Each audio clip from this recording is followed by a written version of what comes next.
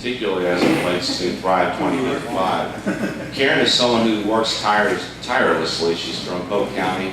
She leads a national group that is seeking to educate, inform, and push back against Agenda 21.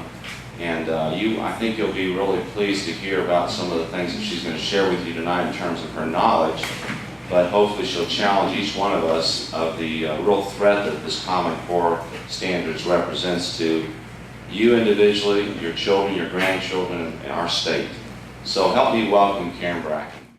Thank you, and I want to thank everybody who took the time to come this evening, and I want to thank Mark for inviting me to come and speak to you about Common Core standards. Our presentation tonight is called Education Without Representation, and I think once we're done with the presentation, you'll understand why I entitled it that way. We're going to be talking about Common Core standards, okay? This is not curriculum, this is not assessment, this is the standards. But understand that standards do and will drive curriculum and assessments that come along. Common Core standards currently only affect English language arts and math.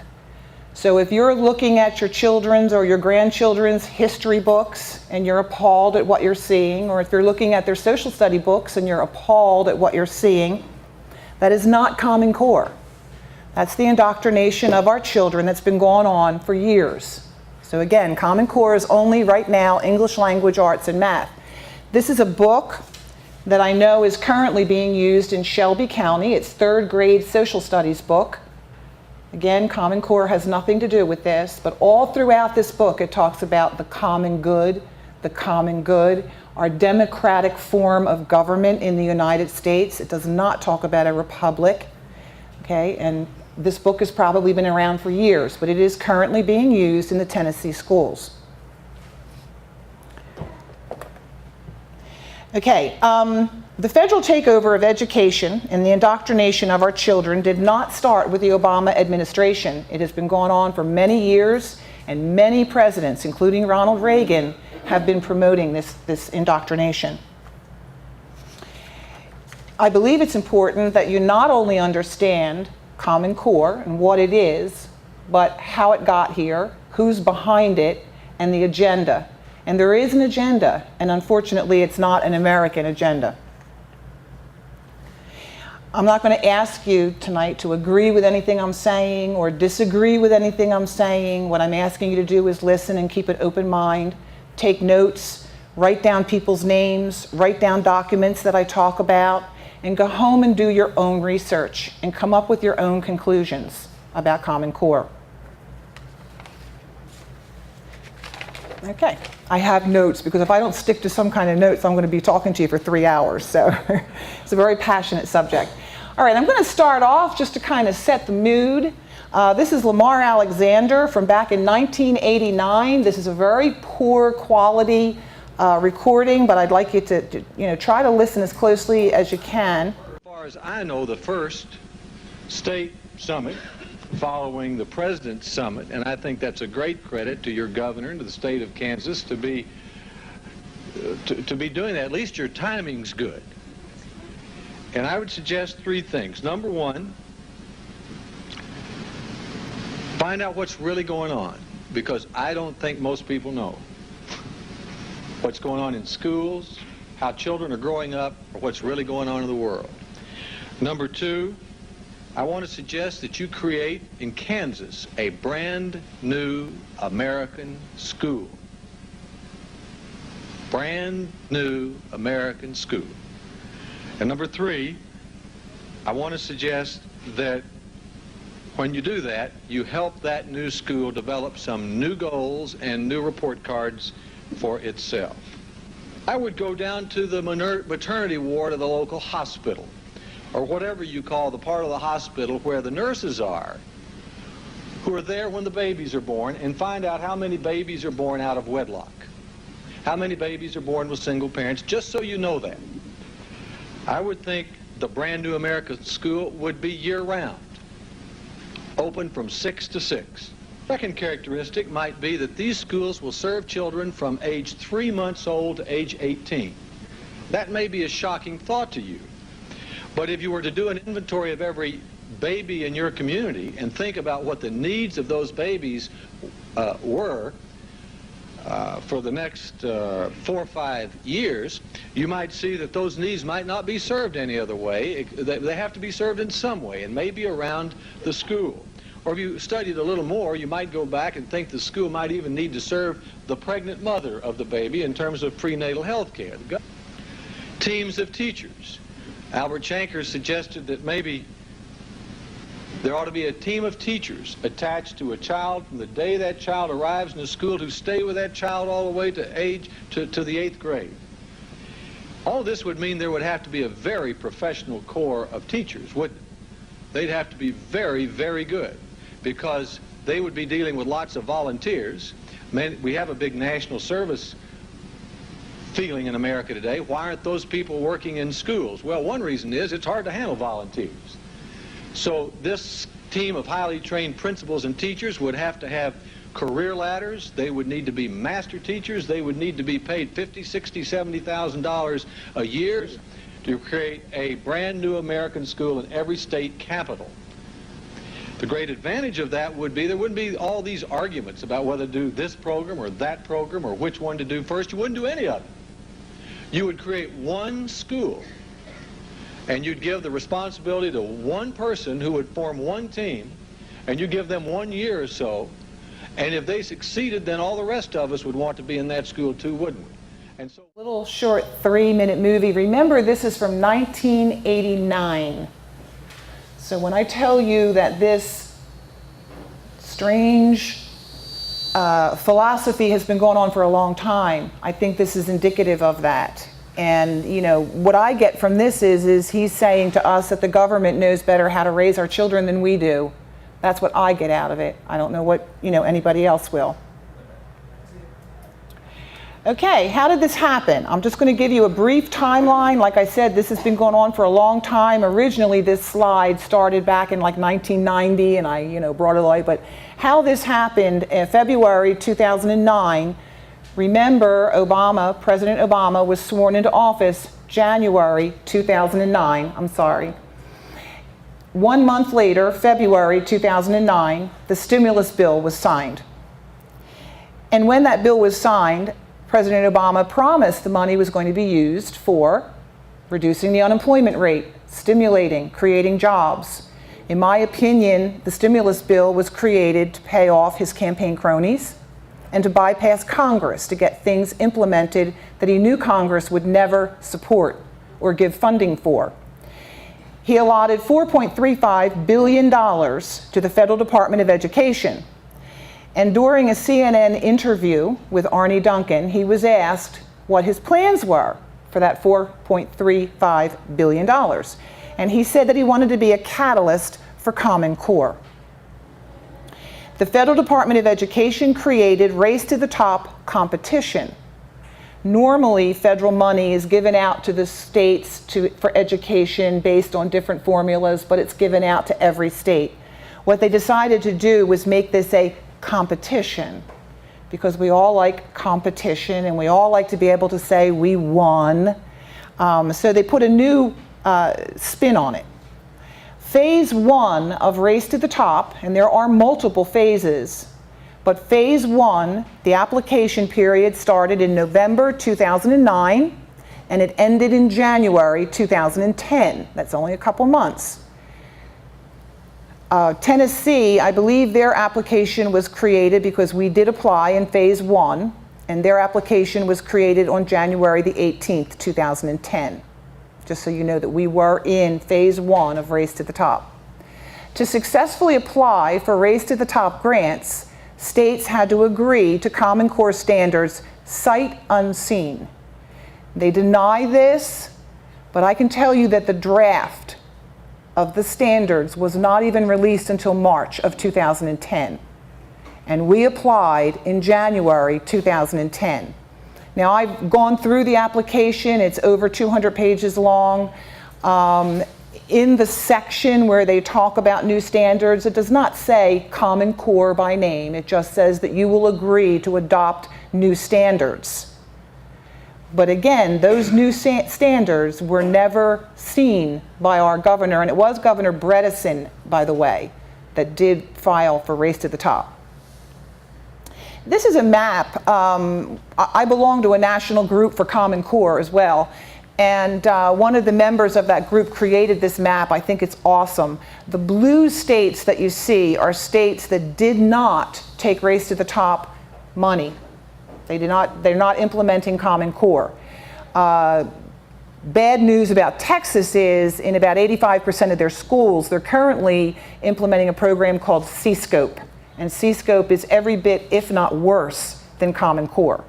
And they're addressing that. Their parents there are in a total uproar, and they've made some major changes. But the blue states did not take Common Core. The red states are states that currently have legislation pending to either repeal Common Core or to suspend it. The gray states, of course, are the ones that are kind of still asleep. But there's a lot of people that are waking up and are fighting Common Core in the gray states. It's just that there is no legislation, and it's my hope that next year Tennessee will have legislation, and that's where we're going to need everybody to help us. I have been spending this session going up to Nashville, talking to legislators and educating them. Our legislators do not have a clue about Common Core. So you cannot blame them. They don't know. This thing was slipped in under the radar. I don't even know if Governor Bredesen knew about it. It really doesn't matter at this point. We know about it now, and we have to do something about it. So we're having a big event on April the 30th in Nashville. All the state representatives and senators have been invited. We've got 750 registered people coming to that event. We had to shut down the registration after 2 weeks because we were totally sold out. So I think if we had a room for 2,000, we probably would have filled that room. So we're going through what I call the education process right now, trying to educate our legislators because they are the ones that can stop this for us. You can't, our school boards can't, it has to be at the state level. And this map is in the process of being updated. I believe we've got 1 or 2 more states that have turned red. Okay. Just some interesting facts about the application process. I was doing so much research on Common Core that I kind of neglected actually looking into the state of Tennessee and what happened and what did the application look like. 45 states plus DC applied for Race to the Top. Only 11 states and DC actually won money. But all states that applied had to commit to implementing new standards even if they did not win money. They were also promised No Child Left Behind waivers, and there was also the threat that if they did not sign on to the standards, they would lose Title I funding. And in Tennessee, in the year of 2012, we got $300 million in Title I funding, so that would have been a lot of money for the state of Tennessee to lose in our Title I program. Tennessee was awarded $500 million in Phase 1 of Race to the Top. And remember, that was January, the standards were released in March. Tennessee's score was 444.2 points. They came in second out of 16 states that applied in Phase 1. And the most points you could get was 500. It's 485, plus you get an extra 15 points if you were implementing a STEM program.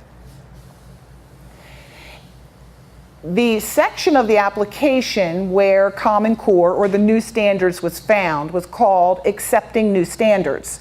And that section, you could get up to 70 points, which was 14% of the total points, just for accepting new standards.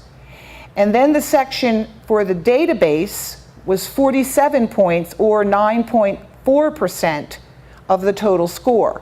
But the two of them come together. The database, where they're going to track your children and their family from pre-K until workforce, is a match set. So together, that equaled 117 points, or 23.4% of the total score, just because you accepted the standards and the database that went along with it. But if you looked at the section on the application called Improving Poor Performing Schools, that section earned 50 points, which was 10%. So what that tells me is implementing Common Core and the database that goes along was more important than improving poor performing schools. Some states changed laws in order to increase their chances of winning Race to the Top. In 2009, Tennessee passed a law to increase the number of charter schools from 50 to 90. And if you look at the general section of the application, which addresses charter schools, that was equal to 55 points, or 11% of the total. Again, worth more than improving poor performing schools. Education First, which is an organization here in Tennessee, assisted in all facets of Race to the Top application process in Tennessee. They list Achieve. Achieve doesn't mean much to you right now, but it will by the time we're done. They list an organization by the name of Achieve, Bill and Melinda Gates, and the William and Flora Hewlett Foundation as clients. The William and Hewlett, and I'm sure you all know who Bill and Melinda Gates are, but for those that might not know the Hewletts, they support the Open Society, which is George Soros, Nature Conservancy, and the Joyce Foundation, and they're deeply embedded in Agenda 21 projects. Education First also supports the goals of the UN Education First initiative. There is a UN initiative called Education First, and they have a list of goals. Number 3 on that list of goals is fostering global citizenship through education. Education First here in Tennessee, I personally contacted them. I have an email that they sent back to me and basically said, while they support the goals of UN Education First initiative, they're not affiliated. So I don't know, that's what they said. Okay, in phase 1 of Race to the Top, Massachusetts had one of the best, they had an A rating in math and English language arts. So when they applied for Race to the Top in phase 1, they did not agree to accept the new standards because their standards were far superior already, so why accept new standards? By not agreeing to the new standards, they ranked 13 out of 16 in phase 1. In phase 2, which started in June of 2010, the only thing they changed on their application was accepting the Common Core standards, and they went to number 1 out of the rankings in phase 2.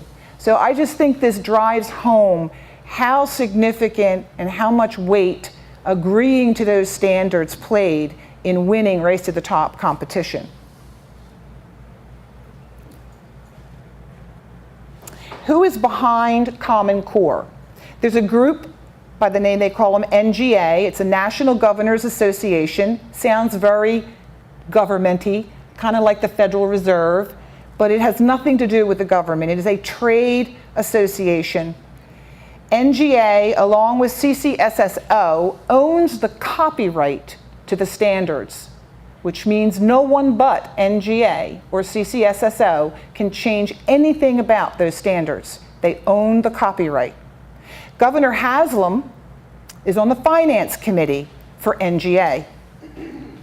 Achieve is an organization that was created by NGA, and they were primarily responsible for writing the standards. Of course, they'll tell you that the states wrote the standards, and there was a whole big committee of all kinds of people from the states that participated in this. Governor Haslam also sits on the board of directors for Achieve. Cozy.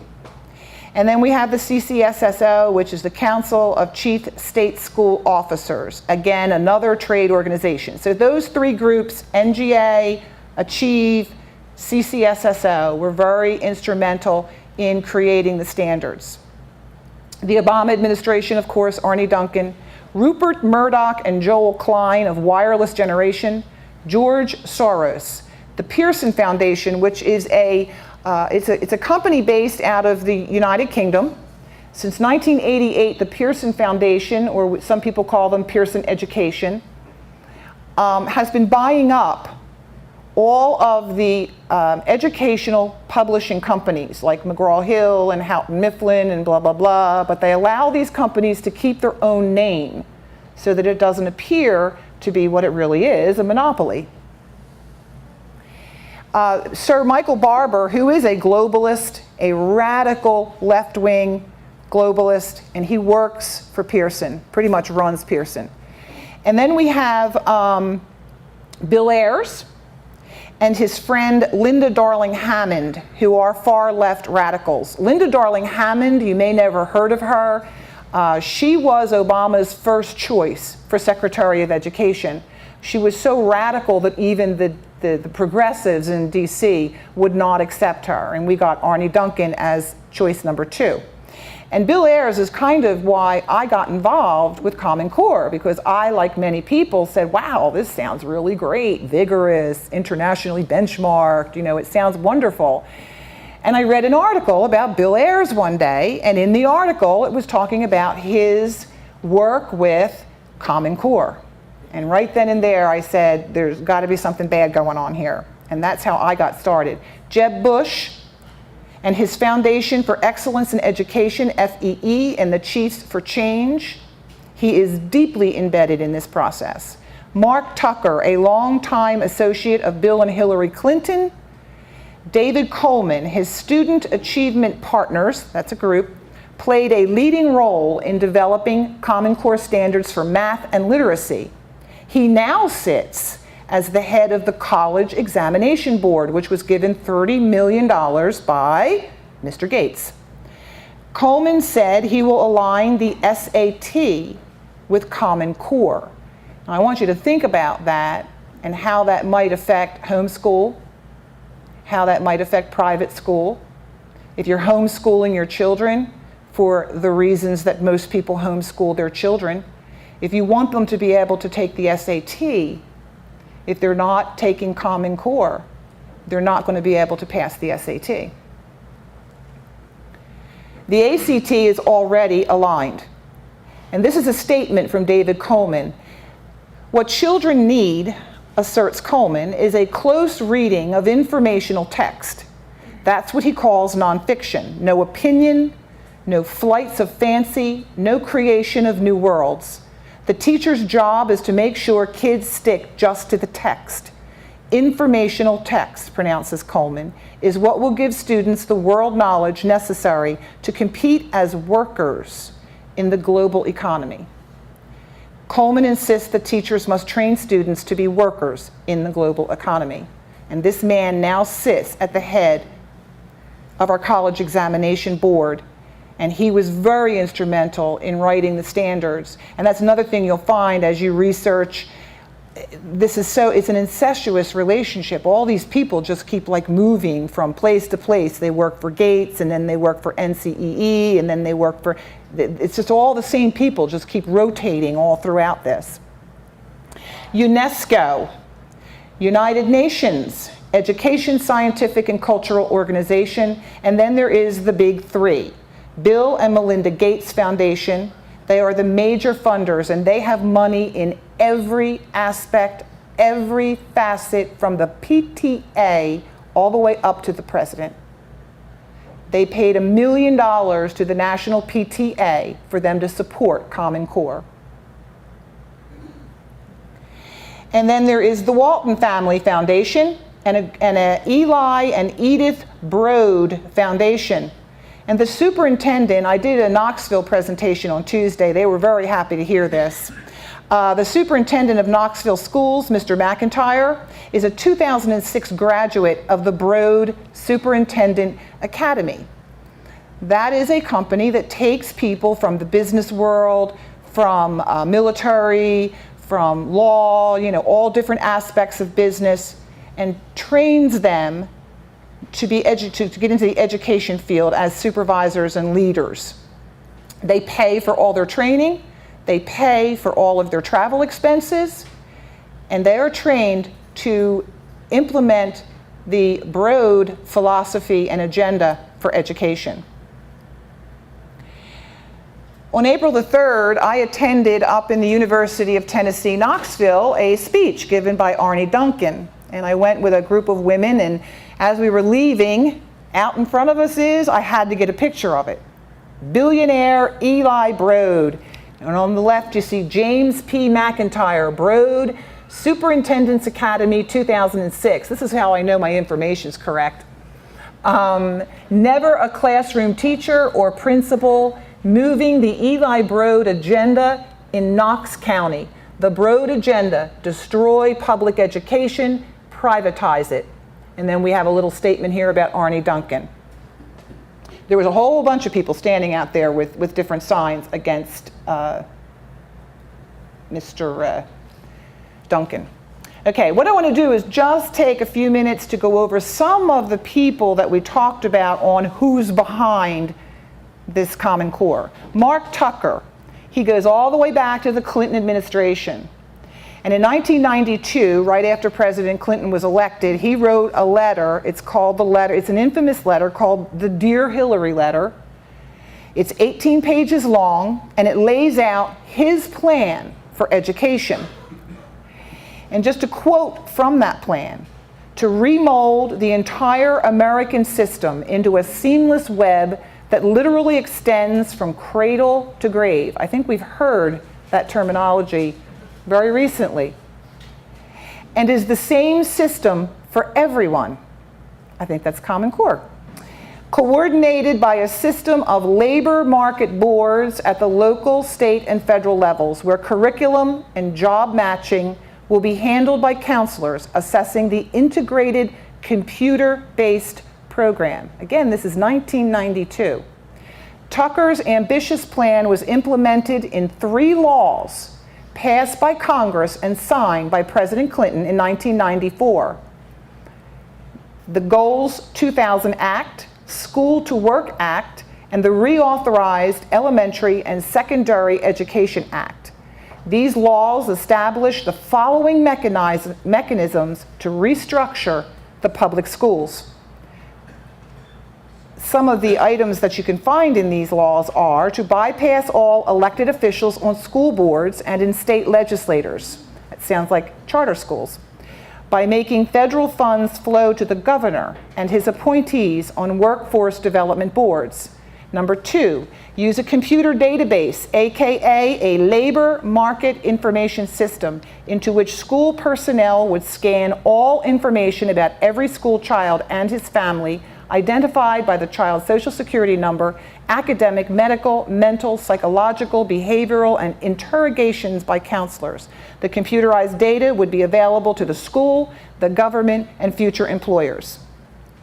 To use national standards and national testing to cement national control of test assessments, school honors, rewards, financial aid, which I believe the federal government controls now, and the Certificate of Initial Mastery, CIM, which is designed to replace the high school diploma. So this was his plan, and it was promoted by President Clinton in these 3 acts. UNESCO. In 1984, President Reagan realized that UNESCO was a bad player, and he withdrew the United States from participating with UNESCO. And he did so because of their anti-Western and far-left propaganda. In 2003, and I want you to start paying attention to some of these dates, 2003, George Bush reunited the United States and UNESCO. The Washington Times in 2004 had an article called Learning Globally. The Bush administration has begun issuing grants to spread United Nations-sponsored program that aims to become a universal curriculum for teaching global citizenship, and it's called International Baccalaureate. And we have many schools in Tennessee that do promote IB courses. George Walker, IB's Director General in Geneva, said in June, the program remains committed to changing children's values so they think globally rather than in parochial national terms from their own country's viewpoint. The IB curriculum, UNESCO said, would promote human rights and social justice, the need for sustainable development, Agenda 21, and address population, health, environmental, and immigration concerns. And I don't hear a whole lot of talk in here about reading, writing, and arithmetic. Okay. Just a little bit more about UNESCO. They created a book called Toward World Understanding, and it's a book that it was intended for teachers to learn what and how they're supposed to teach. And one of the statements from this book, as long as the child breathes the poisoned air of nationalism, education in world-mindedness can produce only rather precarious results. As we have pointed out, it is frequently the family that infects the child with extreme nationalism. And I think you can all agree that probably since the 60s, we've seen such a decline and attack on the family. And that's on purpose. That is on purpose. The prime mover for UNESCO back in 1945 was a gentleman by the name, I use that term lightly, Julian Huxley. And Huxley served as UNESCO's first director. He was also the vice president of the Eugenics Society from 1937 to 1944. And in 1947, Huxley wrote, "Thus, even though it is quite true that any radical eugenic policy will be for many years politically and psychologically impossible, it will be important for UNESCO to see that the eugenic problem is examined with the greatest of care, and that the public mind is informed of issues at stake, so that much that is now unthinkable may at least become thinkable." And this to me was extremely profound in that I look at the issue of abortion, and did anybody ever think that 20 years ago we would even be talking about partial birth abortion? And today it is a topic that many people are talking about.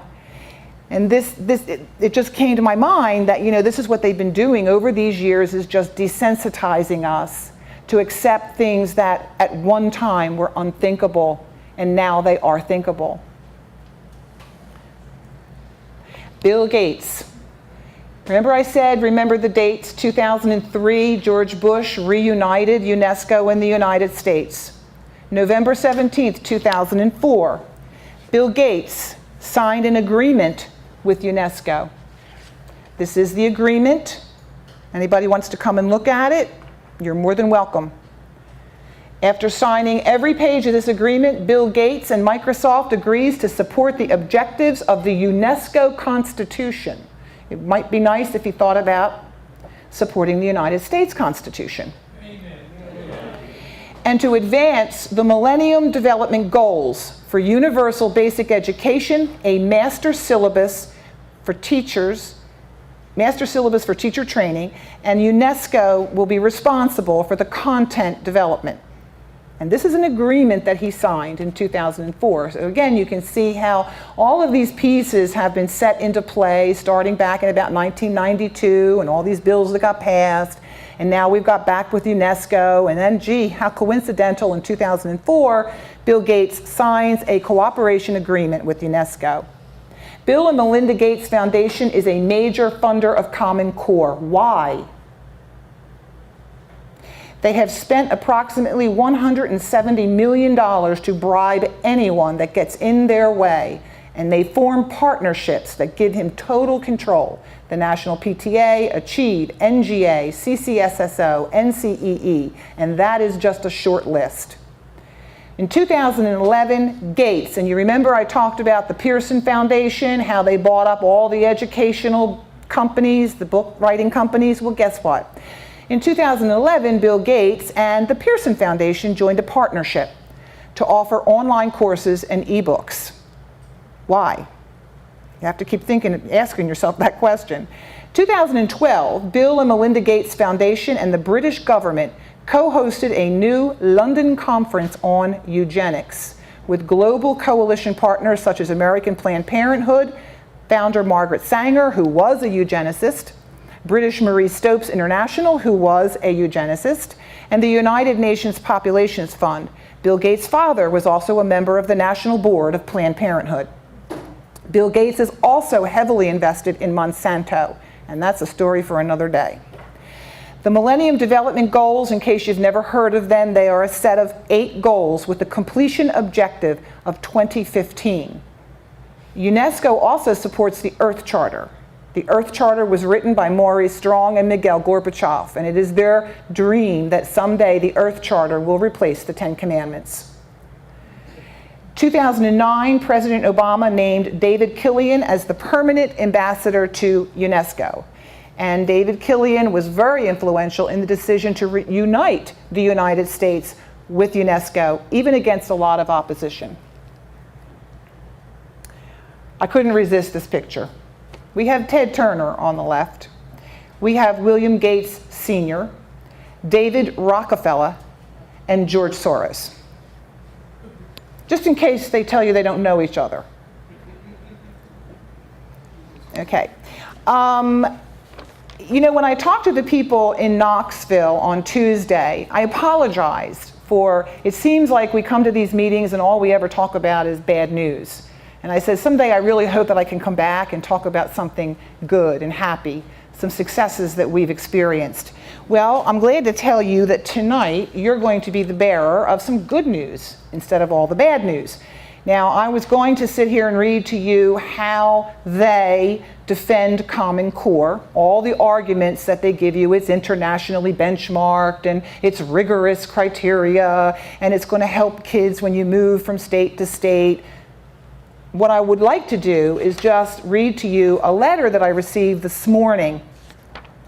Last night I got a letter about Senator Grassley, and he is requesting that Congress defund Common Core. So I would like any one of you to please give Senator Grassley a call, thank him, tell him that the American people are behind him. I would also like you to call your own senator, your own U.S. representative. I don't know if is it Desjardins here or is it Fleischman? Okay. All right. Okay, this letter I got today, and it is from a U.S. Representative, Blaine Luetkemeyer.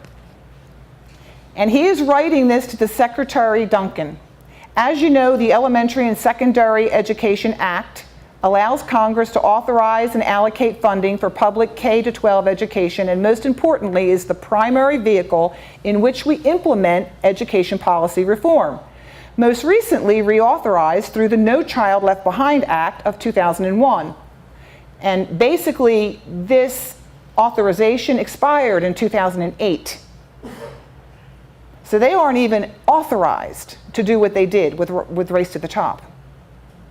And he basically ends this section with saying such action is at best in contravention with precedent. In addition to expressing our concern with the department's circumvention of Congress to reform education policy, we are writing you to express our concerns with the implementation of Common Core standards and changes to federal data collection and disbursement policies. In 2009, 46 governors signed a memorandum of understanding with the National Governors Association, committing their states to the development and adoption of new education standards within 3 years. As we understand it, states then had the option of adopting Common Core standards or creating their own equivalent standards.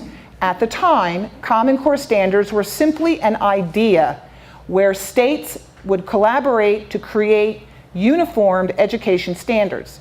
Details about Common Core were not only unknown to the states, they did not exist. So when they deny, and when you say, and I've been faced with this argument, I can't tell you how many times, where they insist that they vetted the Common Core standards against the current standards. And they may have done it after the fact, but they did not do it before they applied for Race to the Top. They were not written. From there, your department offered Race to the Top grants and No Child Left Behind waivers to states under the condition that each state would implement college and career-ready standards. At the time, the only college and career-ready standards with the department's approval were Common Core.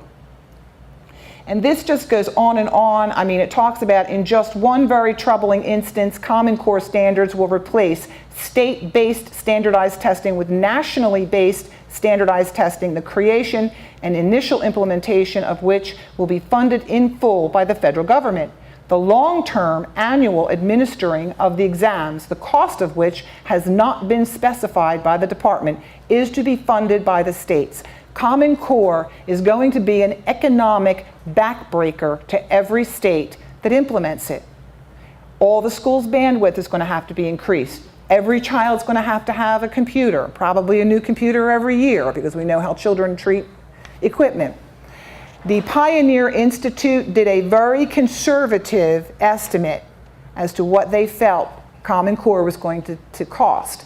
A lot of things they left out because they really couldn't come up with a cost. And they have a very conservative estimate of $16 billion nationally to implement Common Core. This letter, I mean, it just goes on, and basically it just reiterates everything that we're talking about here tonight.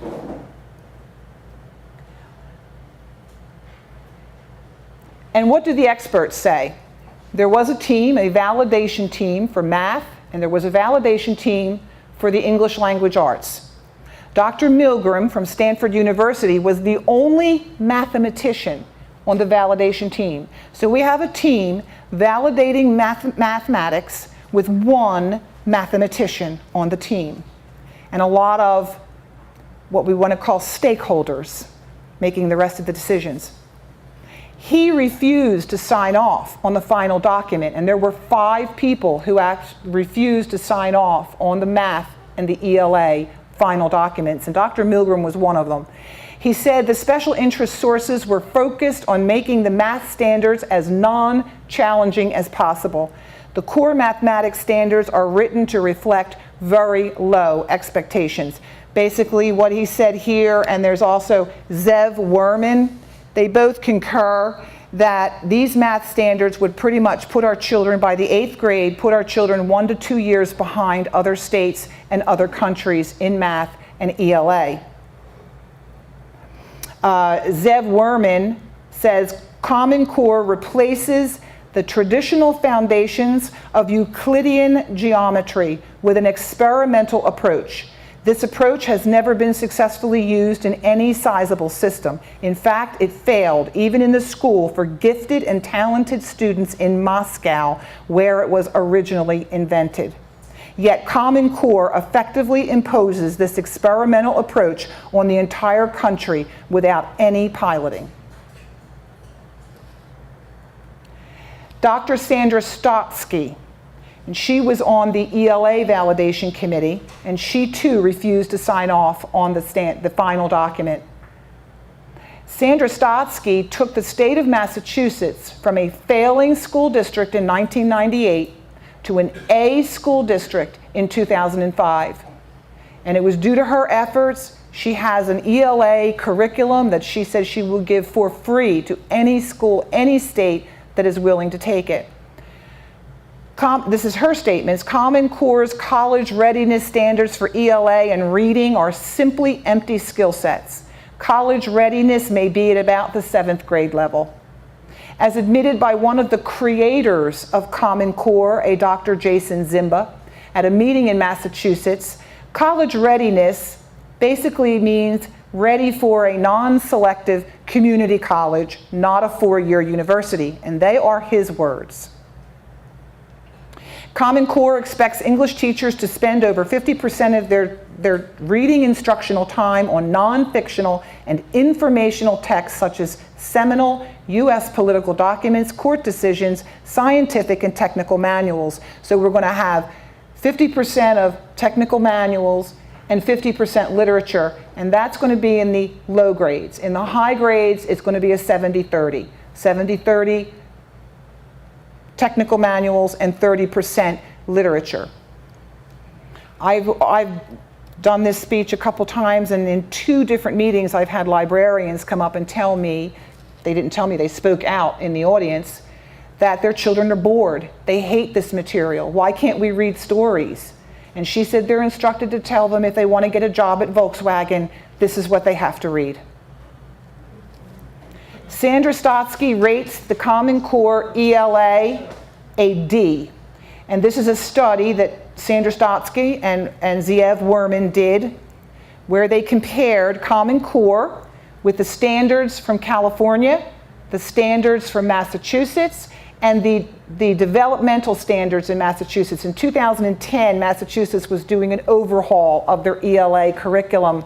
So she took the new standards they were working on, and as you can see, California rated a 3.4, Massachusetts was almost a perfect A. Their new standards were also almost a perfect A, and here's where they came out with Common Core at a 2.7. What are parents saying? I hear from parents all the time. I get phone calls, I have mothers crying, teachers, I get calls all the time. Kansas mother basically was told me a story how her child came home with a pedimeter on his ankle, and he called it an activity tracker, and he was told that he had to keep it on his ankle all day, every day, to track his activity, how many calories he burned. He was to keep a diary of what he ate, and when he went to school, he was being interrogated by the teachers about what his parents were feeding him. Of course, the mother rebelled, the pedimeter was removed. 2 weeks later, the kid comes home from school with the pedimeter, and now it is a requirement. Next year, the meters will be fully implemented, and according to the school's website, more intrusive measures will begin. Tennessee teachers are leaving the profession. The ones that are good teachers, love teaching, they are brokenhearted over what they're seeing. They're leaving the profession. I have a little example here. I got this letter from a parent. She took a picture of it and she sent it to me. And it was a form letter that she got asking her child to participate in a survey. And the survey was being done under the guise of the Tripod Project. You might want to write that down, because a part of Common Core will be eventually children evaluating their teachers' performance. And that is what the Tripod Project is. And it is funded by Bill Gates.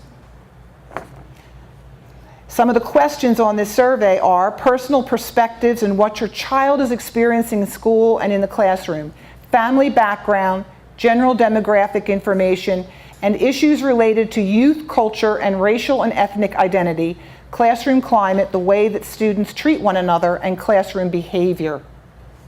What state was that in, Karen? This is Tennessee, Farragut School District. Really? That's in Nashville, isn't it? I have no idea. This is from Bradley County Elementary School. Leaders for Life, Voyage to Greatness, Principles for Sailing. And it's got 8 principles on here. Principle number 6, I lend a hand on deck. I am a servant leader and a world citizen. And that is right here from Bradley County Schools. And you know, there's nothing wrong with knowing about what's going on in the world. It's not like I'm against children knowing how other countries function and how other peoples live. It's not that. But there is such an anti-American theme about all of this. It's like that we have to abandon our American principles and our American culture to become global citizens. Yes. Okay. I don't know if any of you watch Glenn Beck, but he's been covering a lot about Common Core.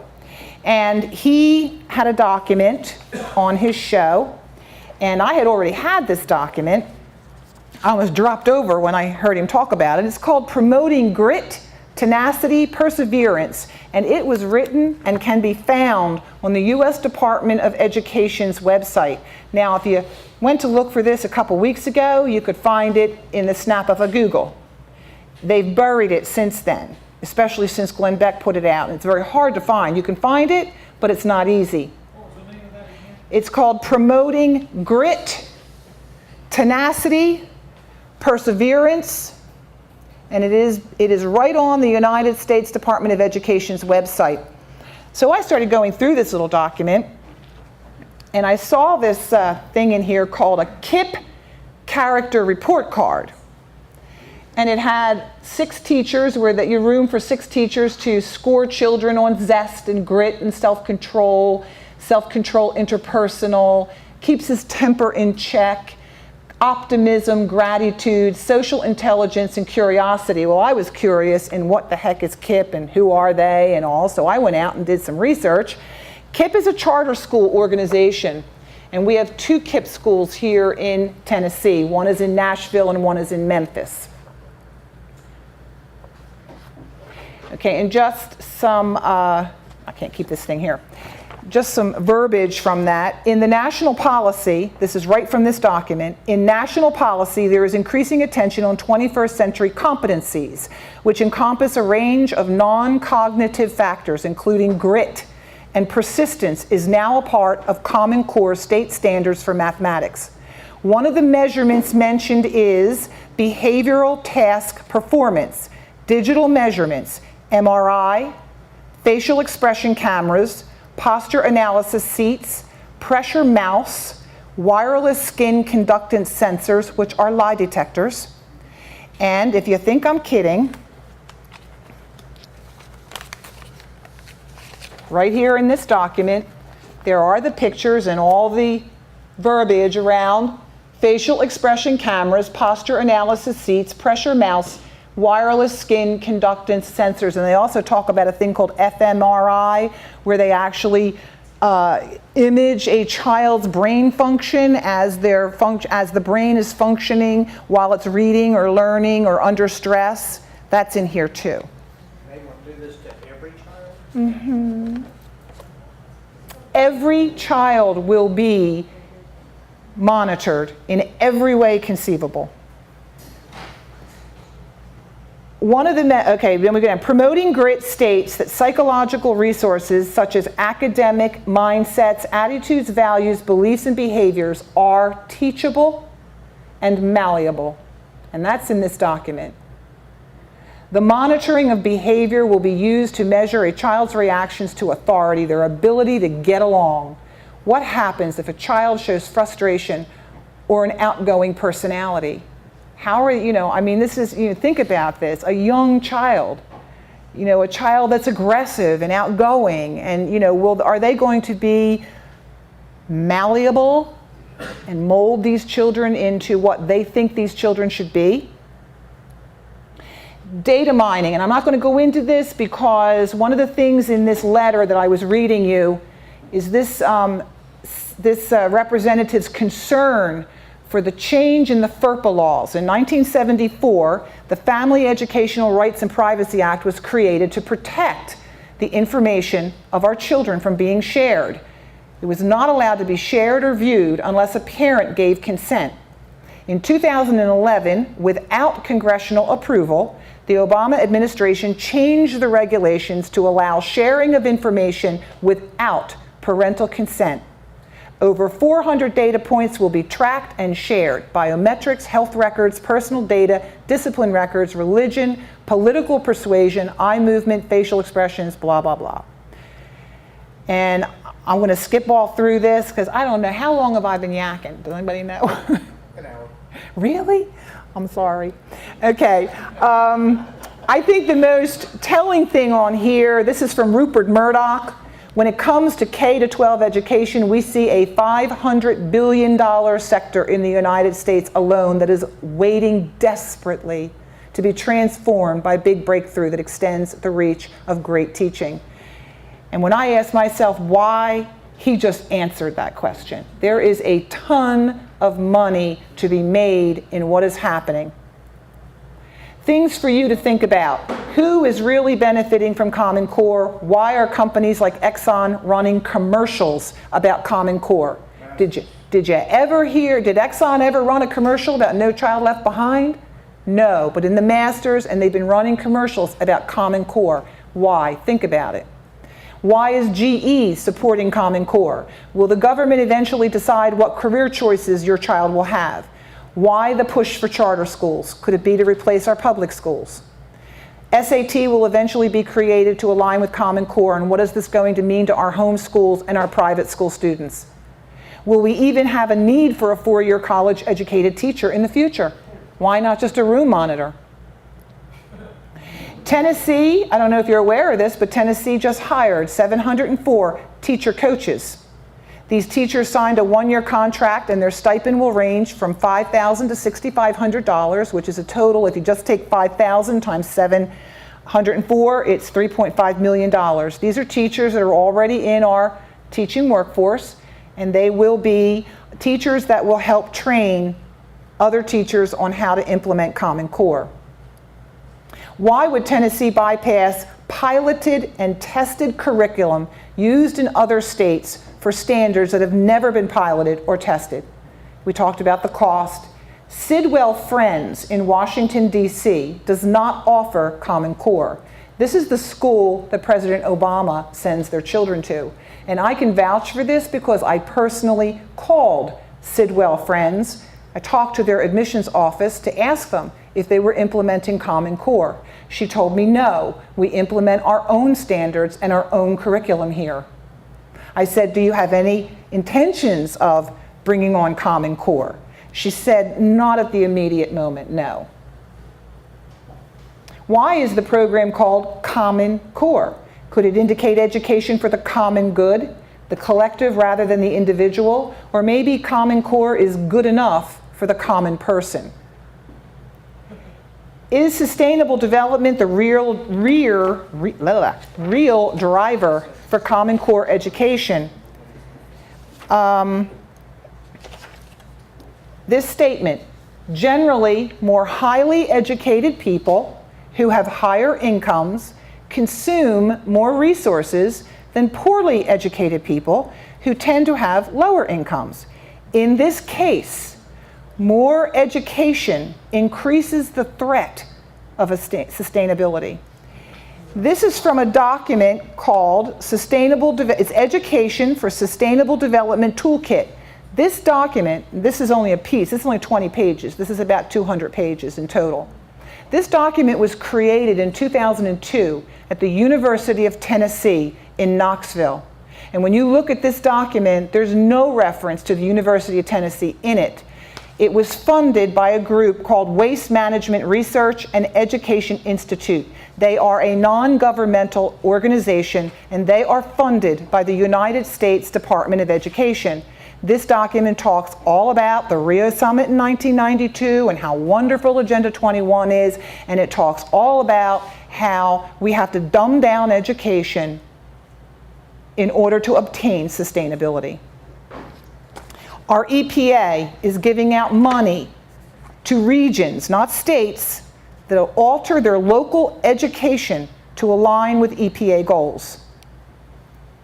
And this is a presentation for Region 3, which we're a part of Region 4, basically giving a presentation on how they can win that money. And the UN declared 2005 to 2015 the decade of education for sustainable development. And that's why I believe we're pushing now with this Common Core and having it all in and implemented in 3 years. All kind of coincides with the 2015 date. Some education history. This is just basically, from 1990, different things that have been done. President Clinton creates the President's Council on Sustainable Development, and it was clearly stated in his press release. If you go out to that website still exists. On the introduction to the President's Council on Sustainable Development, it says right on there, it is to promote the principles of Agenda 21. And I have a copy of that here somewhere buried in my papers.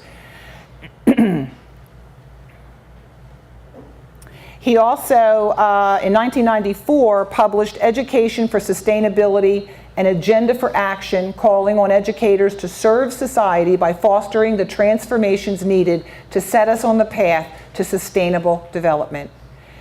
Agenda 21, Chapter 26, is dedicated to education, and it basically says all the same things. In order to obtain sustainability, it has to be worked into every fact and fiber of our education system. In their own words, today I promise you that the Department of Education will be a committed partner in the national effort to build a more environmentally literate and responsible society. We must advance the sustainability movement through education. Education and sustainability are the keys to our economic future and our ecological future, and this is from Arne Duncan, our Secretary of Education, in 2010. Give me 4 years to teach the children, and the seeds I have sown will never be uprooted. This is Vladimir Lenin. Your children's children will live under communism.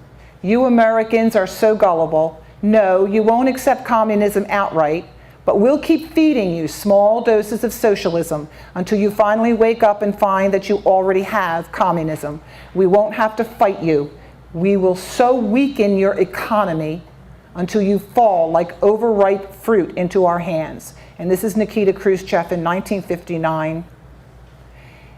Education should aim at destroying free will so that after pupils are thus schooled, they will be incapable throughout the rest of their lives of thinking or acting otherwise than as their schoolmasters would have wished. The social psychologist of the future will have a number of classes of school children on whom they will try different methods of producing an unshakable conviction that snow is black. When the technique has been perfected, every government that has been in charge of education for more than one generation will be able to control its subjects securely without the need of armies or policemen, because we will be creating a bunch of drones, basically, obedient slaves. And this is from Johann Gottlieb Frege, who was a teacher and a philosopher in Germany. How can you learn more? Well, this first website, CUACC, it's Californians United Against Common Core. Orleen Coley is the California State Director for the Eagle Forum. On that website, she has a book called Common Core, Trojan Horse, and that's why I have the Trojan Horse up there, for education reform. It is an excellent book. There's a bunch of websites on here. There are some great YouTubes. I can take this slide and give it to Mark, and he can distribute it out to you. This book I highly recommend. It not only talks about Obama's Building One America, which is basically his plan for regionalizing and tax-based sharing that Channing had talked about. It also talks about Common Core and how all of this is intermingled. This is Spreading the Wealth, how Obama is robbing the suburbs to pay for the cities. Stanley Kurtz, K-U-R-T-Z. It is an excellent, excellent book. If you really want to find out what's going on as far as regionalization is concerned and Common Core, it's a great book. And this is a DVD on my website, or our website. I don't call it mine because it's our state website. And it's the second one down, TNACCweebly.com. This is the Tennessee website for Common Core. And I can bring it up and just show it to you. If you got an email from the Tea Party in the last couple of days, the link to that is on your email. And this is our website, and we've got a lot of information. If you go to the More section, there is a video section, and the very first video, it's a series of 5 short videos. They're less than 10 minutes. A couple of them are only 4 minutes in length. I really recommend that you go there and take the time. I'm going to give Mark a DVD with those 5 videos on it so that maybe in a future meeting, if he has nothing better to cover, he can show the movie. But this is going to be from Mark as a thank you for having me here tonight. And I don't know if you have any questions or if we have any time.